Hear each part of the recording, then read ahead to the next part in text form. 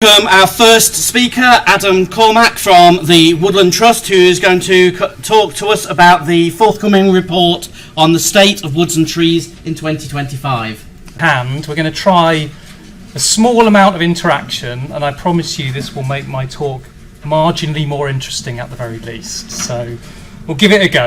It's a way of making it a bit more interactive, so it's not just me telling you stuff. Delighted to be here. The Woodland Trust has got a new report coming out in June called the State of UK's Woods and in fact, before we get into that, so the thing we're going to use for a bit of interaction is a tool called Mentimeter. So this lets you do sort of online polls and questions. So if you've got your phone in hand, go onto your internet browser, go to menti.com, and then it'll ask you for a code, 8-digit code. That's the code to put in. And then it will probably take you to a screen where you see the first question. So just ignore that, sit tight, and we'll get going on that in a minute. So I'll just leave that on screen for another minute. Everyone can see that. So State of Woods and Trees is a report that gives an overview of the UK's woods and trees, a focus on native woodland, native trees. We published the first one in 2021, and the idea is to do one of these every few years. And there's been a sort of portfolio of these state of reports. There's a State of Dormice report, there's the State of Nature reports, which were produced by a coalition of NGOs led by RSPB, and there's been a few of those. The idea with this was to take a deep dive into what's going on with woods and trees. So it's my job to kick today off with a sort of national overview. There's only time in sort of 35-40 minutes to really skim over the surface. So that's what I'm going to do. Got several slides where I'm just trying to give you a snapshot of some of the data that's in the report, so you can clock it and then kind of come back to it when the report's out in June in a couple of months. And I'm trying to leave as many threads dangling for other speakers to pick up through the day. Got a couple of colleagues who are speaking in workshops who'll go into some of this in more detail. So hopefully everyone's got Menti set up. So quickly on the Woodland Trust, just over 50 years old, started in 1972 in response to the widespread destruction of ancient woodlands. We were formed to purchase a woodland in Devon, in the Avon Valley. We now manage more than 1,000 woodlands. Last year we restored over 1,000 hectares of woodland, planted and established through natural regeneration around 20 square kilometres of woodland, and we're doing that every year. Second State of Woods and Trees report out in June, and it's been peer reviewed with a group of external experts. So let's just get used to using Mentimeter. So some of you may know, so this is where I was the weekend, in Nottinghamshire. So first question, where is this? So you should have a question on your phones with three options. So that's where it is. Oh yeah. Well, there we go. Yes, well done. So you can see how this is going to work, right? Tresswell Wood, beautiful woodland. I'm sure there are people in this room who know it very well, close to where I live. So let's just a bit more familiarisation. So what's going on in this photograph? So if you can answer the next question on your phone. That's the photo. What is happening in this photograph? Yes, that's right. The traditional management practice of coppicing. I think there's a talk later on in day on traditional woodland management. And it really fills my heart with joy to see this. Management of an ancient woodland, thriving biodiversity, great connection with people and culture and history. All the good stuff right there. Okay, so that's how we're going to use Mentimeter. I've got a few questions, only about like 6 or 7 through the talk, and it just stops at me just talking to you. So what we're going to cover mostly the top bit there, looking at the extent and condition of woods and trees in the UK, a bit on woodland biodiversity, a bit on tree equity, and I've got some tree equity maps from Nottingham to share with you. Threats, there's not really time to do that in any kind of detail, but I'm going to show you what's in the report and try and maybe pull out a couple of things. And then we'll end, because it's a bit depressing looking at the threats, to be quite honest, with some reasons to be hopeful. And there's, all the organisations together are giving us lots of those. So this is what we're going to cover, looking at the current state. So cover, ancient woodland condition, the trees, the urban canopy cover. And the report covers all these things in much more detail than I can go into today. But let's start. This is my favourite ever map, and I feel like it's a good place to start when you're looking at the state of UK's woods and trees. So this is a map produced by Oliver Rackham. I can't remember which Rackham's books it's in, one of them. And it's the wildwood provinces for the Atlantic period. So Atlantic period is what, 2 to 5,000 BC. So kind of 7,000 years before present or so. And it's really the UK when trees, woods and other natural habitats dominated the landscape. And I love looking at this map because it kind of really gets the imagination going. Here we are on the edge of those two of those provinces, the oak and hazel and lime. When I look at this map, I always get a sense of how far we go in the UK, right up to virtual tundra, right up at the top of Scotland, beyond the limits of woodland cover in one country. So yeah, we're going to look at woodland cover and what remains of those wildwood provinces today and what we've planted and created since and carried through with us to the present day. So this is a map of forest cover in Europe. I expect some of you are familiar with it. So let's start with another question. Back on your phone. Let's test. So what percentage of the UK is covered by woodland? So this is one of the things that State of Woods and Trees report goes into in more detail. Woodland cover. There we go. Yes, well the correct answer is the middle one, 13.2%. The trees outside woods kind of add to that.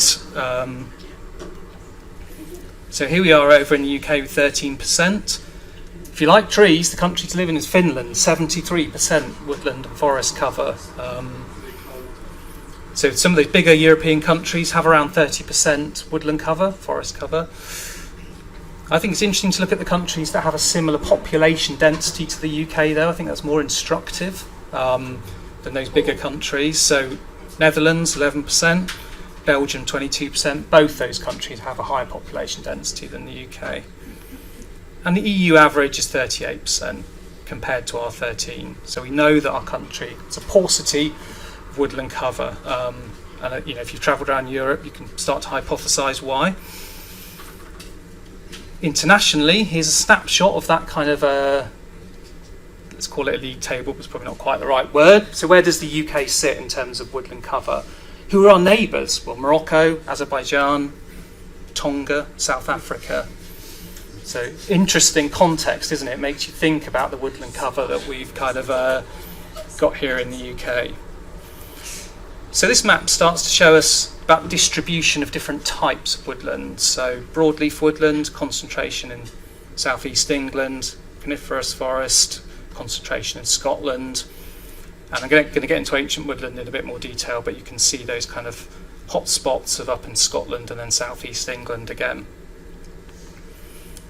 And this is just some of that data, breaking it down. Again, the report's got lots of these numbers in, so you can kind of get into. I want to just bring some of that into the presentation to sort of show you what's in there, really.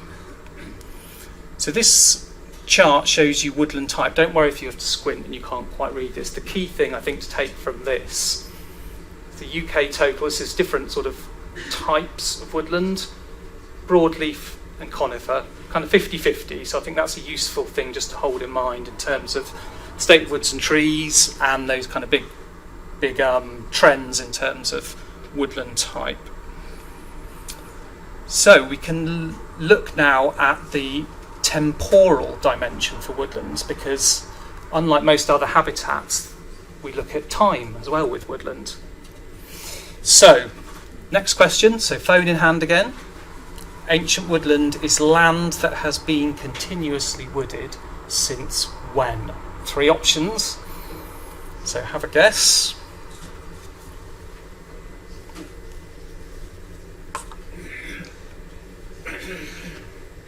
Yeah, majority have got that right. So it's since 1600 AD, or 1750 if you live in Scotland.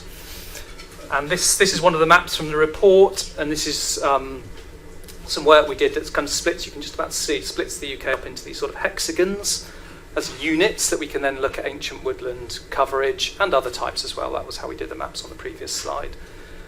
And you start to see, it's a bit faint, you can see that kind of concentration down in the high and low weald, that's the New Forest there, Wye Forest, Wye Valley.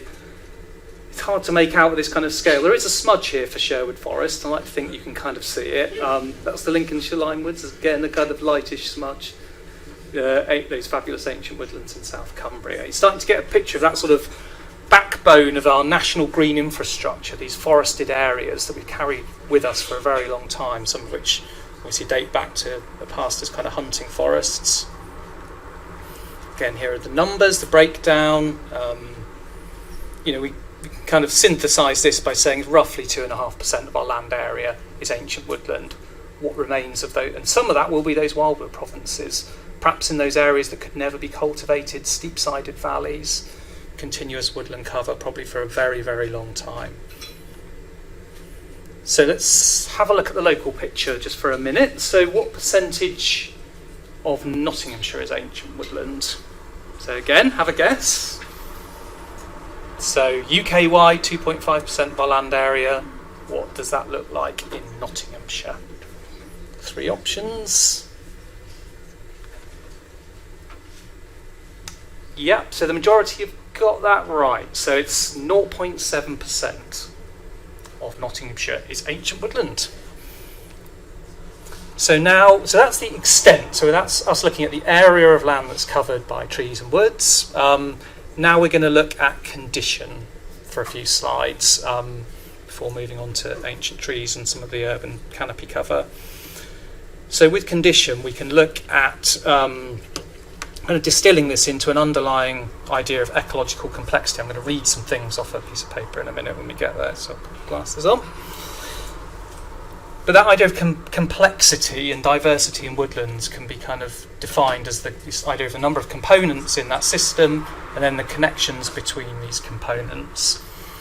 So the first State of Woods and Trees report contains some of the top level data from the National Forest Inventory on woodland ecological condition.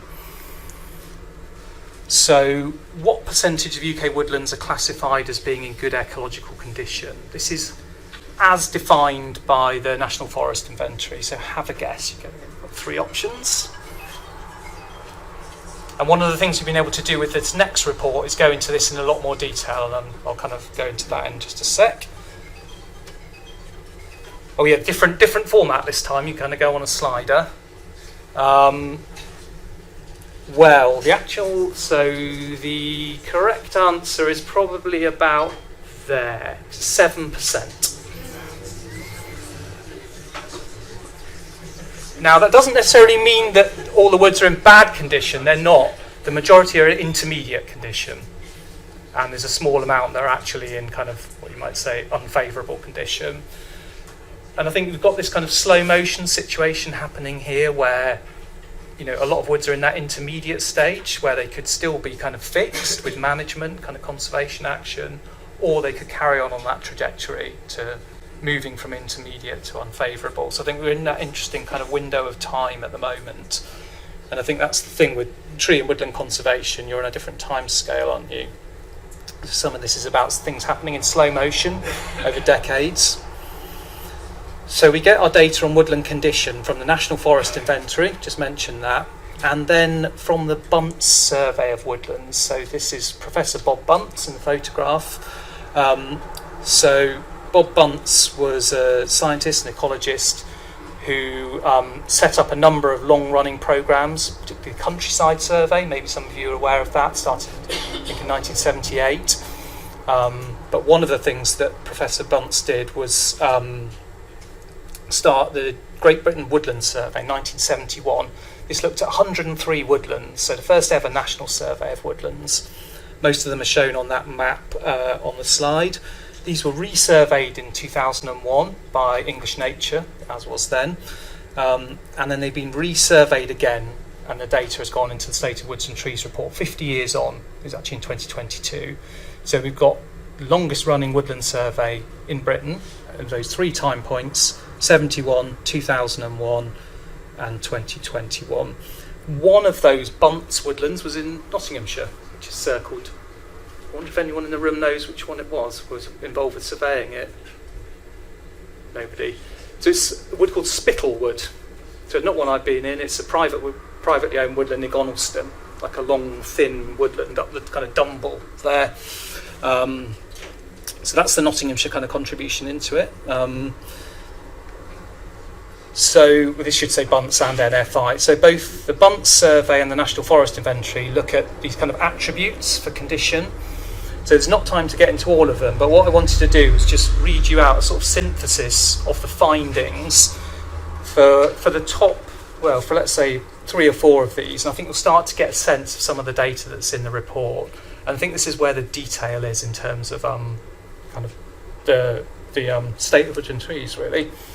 So open space, so the National Forest Inventory data says that most native woodlands fall into unfavourable category for open space within woodlands. The Bunts survey found that open spaces, glades, paths became less common over those 50 years, so a decline in open spaces. If you look at regeneration, under the NFI data, most woodlands fall into the intermediate category for regeneration.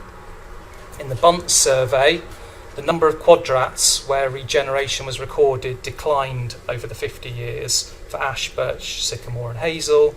Ash and holly are the most common species found regenerating in woodlands now, and there was a big increase in holly in the Bunts survey. That was one of the main findings. Look at deadwood, 80% of native woodland habitats scored unfavourably for deadwood. And in the Bunts survey, but the Bunts survey actually found that some types of deadwood increased a bit from 71 to 2022. If you look at vegetation, according to the NFI data, most native woodlands are in intermediate condition. Bunts survey found that ground flora richness declined by about 20% from 1971 to 2022. So again, change happening on those kind of long time scales for woods and trees. And this is one of the main sections really in the State of Woods and Trees report, and there's a lot more information on all of these. Just don't really have time to get into all of it today. So there are some long-term trends here that you can start to pick out about declining complexity, declining compositional diversity, declining microhabitats and niches. It's not just deer grazing that's going up. There's damage from squirrels as well. I'll talk about that in a minute, but it's one of the key things that did come out. So the State Woods and Trees report synthesises all of that, but also contains some of the data on things like the Woodland Bird Index, Woodland Butterflies Index. So let's have a look at some of these long-term trends. So fewer and older trees. So there are 40% less stems in the quadrats that the Bunts survey recorded, but with a bigger area. So trees getting bigger, fewer of them, shadier. Diversity declining, I mentioned that increase in holly, and the decline in woodland birds and butterflies. So this is the data on the Woodland Bird Index. Again, lots more data on this in the report. Looking at that sort of 50-year time scale, 1970 to 2021, 37% decline. That's in that for the whole index.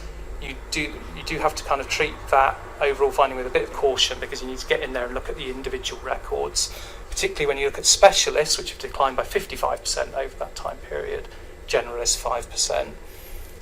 And I've put a couple of examples of differing, the kind of ups and downs for different species, bullfinch, long-tailed tit. Woodland associated butterflies, 47% decline over that 50-year time span. And lots of connections there to decline of woodland management. So, that's the biodiversity, that's the condition, that's the extent. Now let's look at the trees for 5 minutes. And I think of these trees as not just trees, they're colonisable stepping stones of habitat. And they provide ecosystem connection in both space and time. So let's just get into the tree mindset. So this is the UK's oldest tree. I wonder if anyone's been to this tree. Fortingle Yew, yeah, a couple of people. So, next question. Back on the phone. Can you guess the age of this tree? Now, the world of ages of old trees is a very speculative place. So we've gone for the conservative end of the spectrum here. 3 options.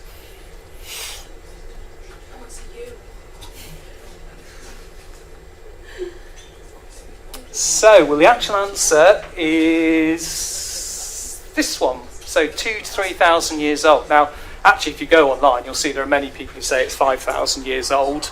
Like I said, I tend to look for the most cautious estimate and go with that one.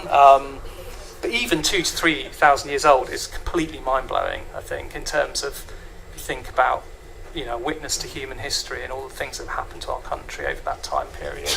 Very, very special things. And there's a whole separate talk about our campaign for legal protection for these very old trees that I've been very involved with, but that's no time for that. But very happy to talk to you about it if you want to come and talk to me later.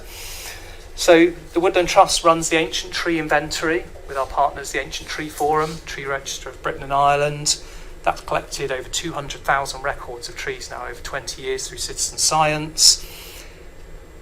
The State of Woods and Trees report presents some of that data, gives a bit of an overview of it.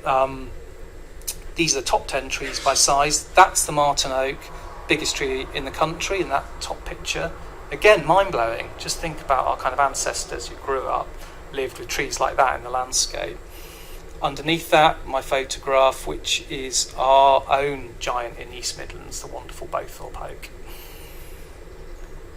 And again, don't worry about too much of the numbers, just want to show you some of the data that's in the report here, really. So this is starting to pull together the 15 most recorded species on the Ancient Tree Inventory. So you're starting to get a sense, well, there's 97,000 records of oak trees in there, for example, and how they split down into ancient, veteran, and notable.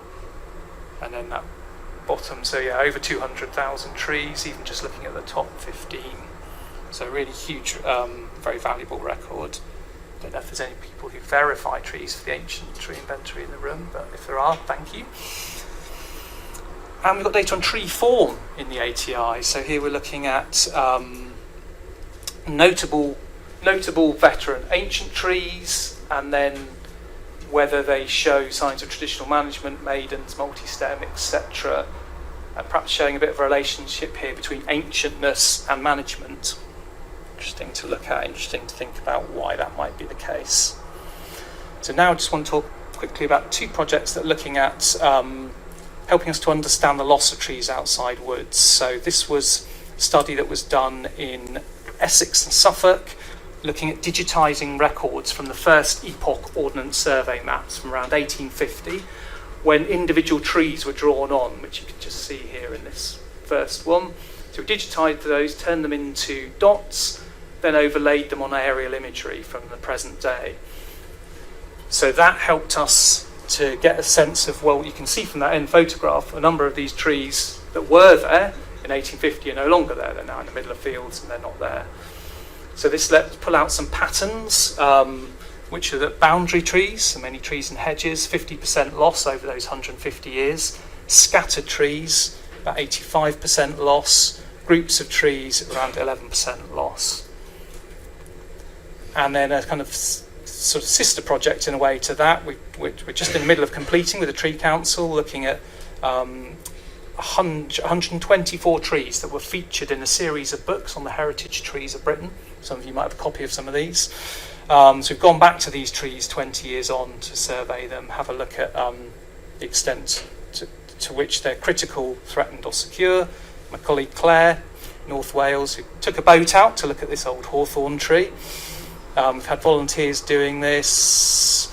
Key thing to know here, I think, is that 36% of these trees, and these are the heritage trees, so the absolute kind of top tier trees in a way, have been lost since, or at risk since those heritage trees books were published. The good news is that most of those threats could be mitigated with appropriate stewardship or management, and these are some of the threats that were picked up: soil compaction, disturbance, shading, etc. So again, more in the report on that. So now I just want to look at urban canopy cover for a few minutes, quick bit on threats, and then we'll finish. So I think this is our last question. Can you guess, or last but one, average tree cover of an urban neighbourhood in the UK? So the report contains some new data analysis looking at neighbourhood level urban tree cover, which is not something that we've been able to report on nationally before. We've done lots of work with Forest Research on the kind of volunteer iTree canopy map. Let's see. Yeah, so it's actually about 19%, so a bit higher probably than most people think, so probably more around somewhere like that. So that's looking at neighbourhoods, lower super output areas for the statistical geographers in the room. That's our kind of unit of measurement. That's the sort of areas used by things like the census and the index of multiple deprivation. So do you think, so hold that idea, 19%, do you think that urban tree cover in the East Midlands is higher or lower than that? And again, the report contains some new analysis looking at regional and local authority averages for urban tree cover. Higher or lower? Lower. Yeah, it's lower. So it's about 14.9% in East Midlands, 19% nationally. If you look at the southeast of England, for example, it's quite a lot higher, a lot more tree cover. Which brings us this idea of tree equity that we are starting to explore within the Woodland Trust, which is looking at disparities in urban tree cover. That's what 23% canopy cover looks like, bird's eye view. That's what 6% looks like, photographs taken within a couple of weeks of each other last autumn. Similar building density. There's a new thing we've got called the tree equity score that takes that aerial imagery, turns it into canopy cover percentages at the neighbourhood level, pulls that together with data on air quality, age, health, some other things, heat, and lets us look at those disparities at the neighbourhood level. So with a score out of 100 for neighbourhoods, covers 35,000 UK neighbourhoods, including over 500 in Nottinghamshire. That's the breakdown by local authority. So we have all that data for neighbourhoods in each one of these local authorities. So I just want to quickly show you what that looks like for Nottingham. So firstly, you get the tree equity score at the local authority level. It's a bit of a blunt instrument at that level. It's really when you look at the neighbourhood level data that it kind of comes to life. So zooming into Nottingham here.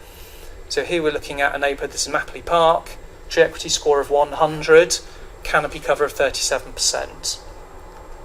That's what it looks like on the ground, lots of trees. Over the road, over Mansfield Road into Forest Fields, literally a stone's throw. So canopy cover in this neighbourhood is 4%, and that's a tree equity score of 70, which puts it into the high priority category. That's what it looks like on the ground, not many trees. So the tree equity score is a way of sort of synthesising that data and idea into an actionable kind of policy context, I suppose, for local authorities, national government, to try and address this issue of disparities in urban tree cover. So it has data on tree canopy cover, age, air pollution, income, health, employment, and then the heat data. I just want to finish looking at the heat data for those two neighbourhoods. So what you've got here is the average temperature during a heat wave, the extent to which it's above or below average for the local authority area. So this neighbourhood in Forest Fields, 3.7 degrees above average. Over the road in Mapley Park, 3.7 degrees below average. And then let's have a look at the tree cover. So if you just keep your eyes on that and look for the relationship between the heat and the tree cover, it's almost a mirror image. So there is some of the data behind that on urban tree cover in the State Woods and Trees report. We've also got data in there on woodland access. Today's not the day to go into that because there's not time. Data on well-being as well. Just wanted to quickly bring in, so what we don't cover in the State of Woods and Trees report is data on forestry statistics. But in terms of giving a quick snapshot, State of Woods and Trees, I think it's important to know that it's out there. Forest Research publish it, you can find it online.